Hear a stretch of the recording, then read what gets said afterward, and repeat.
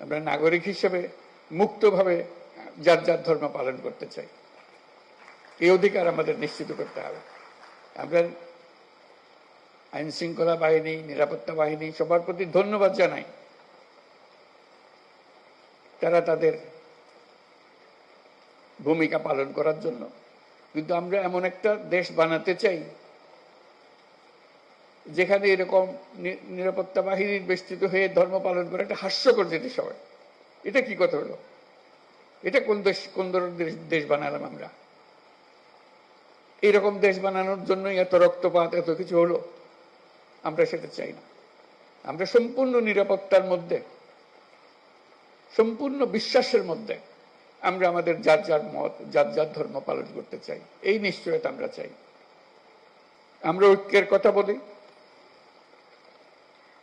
যে ঐক্যের কথা আমরা বলি সেই ঐক্য দুর্গাপূজার কাঠামোর মধ্যেই আছে।